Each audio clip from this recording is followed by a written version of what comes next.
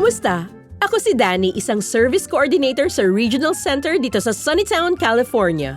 Sa ngayon, dapat nagkaroon ka na ng training session kung paano gamitin ang Individual Program Plan Guide. Sa unang tingin, maaaring magtaka ka kung bakit maraming mga personal na katanungan ng guide. Totoo ito. Ngunit tandaan, ang IPP workbook ay ginawa para sa mga taong nais naming tulungan at dinisenyo ito upang mas maintindihan at mas maunawaan ang kanilang mga pansariling goal at mga nais nilang mangyari. Matutulungan ka nitong alamin ang mga suportang kailangan nila. Kilalanin natin si Vinny, isang service coordinator, upang makita natin kung paano siya tutulungan itong IPP guide bilang paghahanda niya sa isang IPP meeting.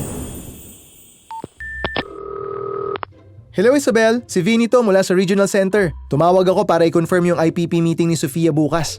Ay, ganun ba? Depende na lang kung gustong lumabas ni Sofia sa kwarto niya bukas. Oh, bakit? May sakit siya? Mas malala pa. Galit siya at gusto raw niyang lumipat sa Paris para maging detective. Hindi ko nga alam kung bakit naisip niya yon. Nako, teenager na nga talaga siya. Nangyayari talaga yan. Ganyan din ako nung 14 pa lang ako. Oh, paano yan natiis ng mama mo? Sabihin na lang nating muntik nang maging santa yung mama ko. Sige, una na ako. Basta kita na lang tayo bukas. Siya nga pala, pakisabi to kay Sofia para sa akin. Gas-gas na yan, Paris. O bakit? Anong meron sa Paris? Ano, yung isa sa mga tinutulungan ko gusto raw lumipat sa Paris para maging private investigator. Paris? Mukhang malaking desisyon ata yun. Tama ka.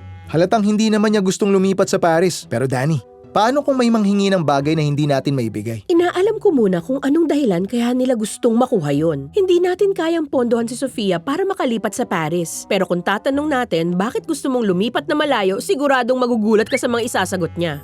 Kunwari na lang, may tinulungan akong gustong-gustong lumipat sa Iceland.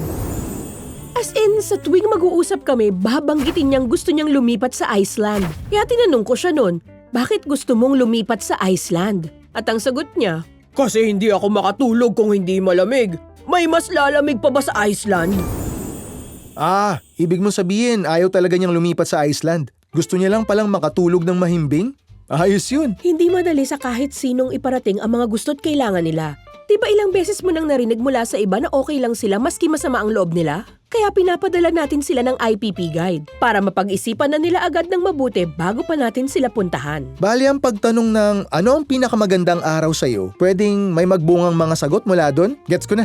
Hindi palagi, pero minsan ang mga pinakamahirap na problema, mapagkukunan natin ng mahalagang impormasyong makakatulong sa atin. Ikaw, tatanungin kita, ano ang pinakamagandang araw para sa'yo? Para sa akin, yun yung makipagkita sa pamilya at mga katrabaho ko at tulungan silang maabot ang buhay na gusto nila. Kung ganon, mahalaga sa'yong sinusuportahan ng iba? Oo, pinalaki ako ng mama ko at ng 6 na mga ate. Alam ko yung pakiramdam na maraming tumutulong sa'yo pero feeling mo mag-isa ka lang.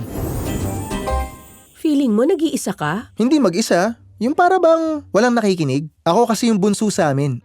Alam mo na, maaga ko natutunan kung kailan sasagot at kung kailan hindi. Ganun pala. Kailan mo naramdamang may boses ka na? Pagkaalis ko ng New York, nakakasakal kasi dun. Sobrang dami mga judgmental. Gusto ko kung saan pwede ako magpakatotoo. Kaya lumipat ako ng California. At ang kilala ko si Robin. Bali mahalaga para sa'yo yung paglipat sa California dahil nakahanap ka ng safe community mo pati na ng lugar mo sa mundo? Oo, ganun na nga. At ngayon, gusto ko na rin yun para sa iba. Pero paano mo yun magagawa? Susuportahan sila. Ituturo ko ang paraan para mahanap nila ang boses nila at sabihin ang kailangan nila. Wala kasi ako nun dati. Pero kung hindi nila alam ang gusto nila? Di magtatanong ako na magtatanong para mas maunawaan ko lahat at gamitin ang IPP workbook na dinisenyo para tumulong sa ikaw talaga, Danny. Nakakainis yung ginagawa mo. Ang alin? Makinig at kumilos ayon sa narinig ko? Ganun na nga yun. Naisahan mo na naman ako, Danny. At mas tumaas ang respeto ko sa'yo. Ganun din sa'yo. Isabel, Vinny to. Mukhang may naisip akong solusyon sa problema natin tungkol sa Paris.